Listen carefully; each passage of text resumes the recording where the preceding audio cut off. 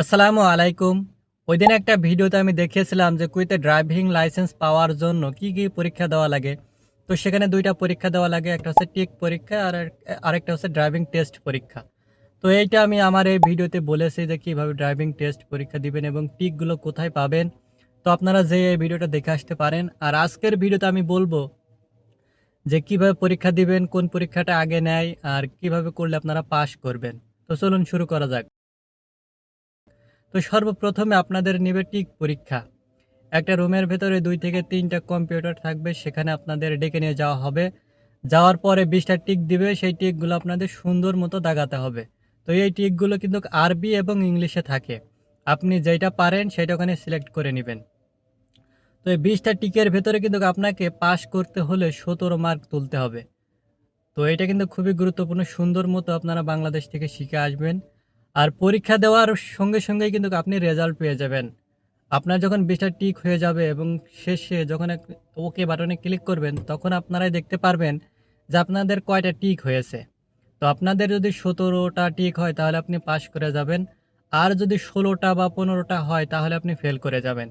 আর যদি ফেল করে যান তাহলে কিন্তু ড্রাইভিং টেস্ট পরীক্ষা আপনি ওইদিন দিতে পারবেন না।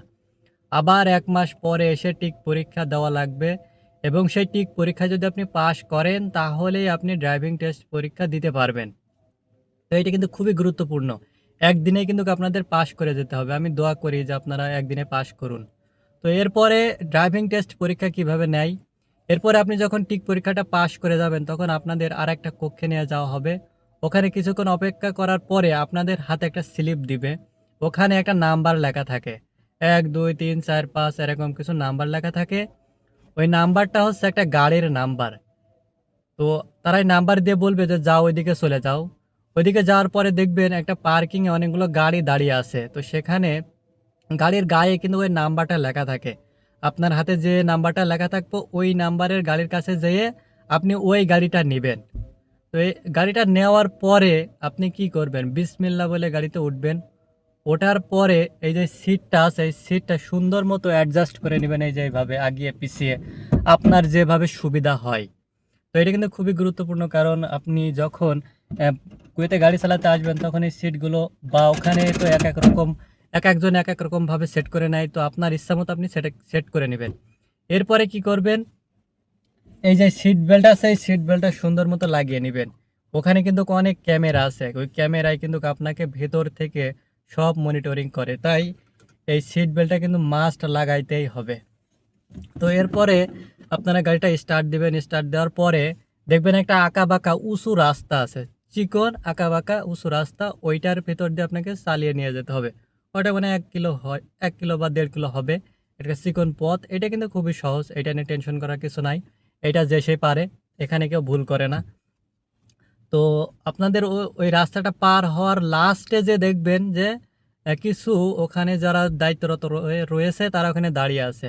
যখনই শেষ হবে তখন আপনাদের দূর থেকে বাঁশি দিয়ে ডাকবে যে এমনে আসো। তো যখন ডাকবে তখন আপনি সেদিকে যাবেন। যাওয়ার পরে আপনাকে বলবে যে এখানে পার্কিং করো। হ্যাঁ? তো ওখানে ২ টা পার্কিং থাকে। একটা হচ্ছে সাইড পার্কিং আরেকটা হচ্ছে ব্যাক পার্কিং। এটা হচ্ছে ভাগ্য যে আপনার কোন পার্কিং ওখানে যেয়ে আপনাকে দিবে। তাই ২ টাই ভালো মতো শিখে আসবেন। তো যাওয়ার পরে তারা বলবে যে এখানে পার্কিং করো। আর তখন পার্কিং করার সময় কিন্তু তারা খুব তাড়াহুড়ো করে আর বলে, "এই জোরে, জোরে করো।" মানে বাংলায় তো বলে না ওরা হিন্দি এবং কিছু মাঝারি রয়েছে। তারা মানে আপনাকে বোঝাবে জোরে, জোরে তাড়াতাড়ি করো। কিন্তু এইটা কিন্তু কখনোই করবেন না। তাদের এই ফোঁসে কখনোই পড়বেন না। গাড়িটা ধীরে সুস্থে ঠান্ডা মাথায় পার্কিং করবেন। এইটা কিন্তু খুবই গুরুত্বপূর্ণ। এই তাড়াহুড়া করতে যেয়ে মানুষ কিন্তু ভুল করে। এরকম কিন্তু আমার এক ফ্রেন্ড করেছিল। সে বলছিল যে তারা বলছে যে জোরে, জোরে করো, জোরে, জোরে করো। এই জোরে, জোরে করতে যেয়ে আমার ভুল হয়ে গেছে। তো এটা কিন্তু কখনোই করবেন না। আপনার কিন্তু কোনো টাইম লিমিট নেই। আপনি যতক্ষণ ইচ্ছা ততক্ষণ ধরে কিন্তু পার্কিংটা করতে পারবেন। তাই ধীরে সুস্থে ঠান্ডা মাথায় পার্কিং করবেন। তো পার্কিং করার একটা ইয়ে হচ্ছে যে আপনি যখন সুন্দর মতো গাড়িটা নিয়ে আসবেন, তখন কিন্তু তারা পার্কিংটা শেষ করতে দেবে না। পার্কিং শেষ করার আগেই আপনি যদি মানে সুন্দর মতো পার্কিং করতে পারেন, তারা বলবে যে, "যাও চলে যাও, হয়ে গেছে।" আর যারা দেখবে যে ১ম থেকে একটু ভুল করছে বা দেখা যাচ্ছে যে পার্কিং হচ্ছে না বা একটু ভুল হচ্ছে, তাদের কিন্তু লাস্ট পর্যন্ত করায়। কারণ তারা বাজিয়ে দেখে যে পারে কিনা দেখি। আর যারা দেখে শুরুতেই সুন্দর মতো আসছে তাদের কিন্তু ওই পুরাপুরি পার্কিং করা লাগে না। ওই অল্প একটু করার পরে ওরা বুঝতে পারে যে পারবে। কারণ যারা পারে তারা তো পারে। আর যারা পারে না তারা ১ম থেকে ভুল করবে। তো আপনি যদি পারেন তখন পুরাপুরি করা লাগবে না। একটুক্ষণ করার পরেই বলবে যে, "যাও, চলে যাও। তুমি পাস করে গেছো।" আর যারা একটু ১ম থেকে ভুল করবে তাদের কিন্তু একদম লাস্ট পর্যন্ত পার্কিং করা লাগবে। মানে তারা করায় যে দেখে লাস্ট পর্যন্ত পারে কিনা। তাই খুব সুন্দর মতো শুরু থেকেই কোনো ভুল করা যাবে না। সুন্দর মতো পার্কিং করবেন। তো যখন পার্কিং শেষ হয়ে যাবে যদি পাস করেন তাহলে বলবে যে, "যাও, চলে যাও।" আর যদি ফেল করেন তাহলে বলবে যে আবার ১ মাস পরে আসো বা আপনি ফেল। তো এরপরে পাস করার পরে গাড়িটাও কিন্তু সুন্দর মতো বের করে নিয়ে যাবেন। সাপোজ দেখা যাচ্ছে তারা বলল যে, "যাও, পাস হয়ে গেছো।" তখন আঁকাবাঁকা করে সোজা টান দিয়ে চলে গেলেন। তখন যদি বেঁধে যায় তখনও কিন্তু ফেল হয়ে যাবেন। তাই এটা কিন্তু খুবই গুরুত্বপূর্ণ। পাস হওয়ার পরেও সুন্দর মতো গাড়িটা সাইড করে বের করে নিয়ে যাবেন। তো এরপরে গাড়িটা নিয়ে যাওয়ার পরে যখন আবার সেখানে গাড়িটা রাখতে হবে যেখান থেকে আপনি গাড়িটা নিয়ে আসছিলেন।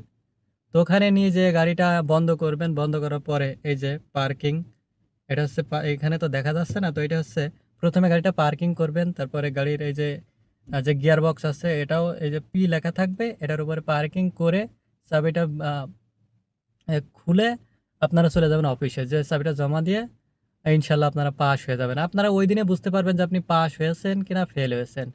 তো এইভাবে কিন্তু ওখানে ঠান্ডা মাথায় সুন্দর মতো পরীক্ষা দিবেন। ইনশাআল্লাহ আপনারা পাস করে যাবেন। কোনো তাড়াহুড়ো করবেন না। কারণ ওখানে কোনো টাইম লিমিট নেই। তাই খুবই ধীরে সুস্থে পার্কিং করবেন। তো এভাবে যদি পার্কিং করেন ইনশাআল্লাহ আপনারা পাস হয়ে যাবেন। আর আমি আপনাদের জন্য দোয়া করি যে আপনারা একবারে যেন পাস হয়ে যান। তো আমার ভিডিওগুলো যদি ভালো লাগে অবশ্যই আমার চ্যানেলটি সাবস্ক্রাইব করে পাশে থাকবেন। আর কুয়েত সম্পর্কে কোনো কিছু জানতে কমেন্ট করুন। ইনশাআল্লাহ আমি রিপ্লাই দেওয়ার চেষ্টা করব। তো সকলেই ভালো থাকবেন। আল্লাহ হাফেজ।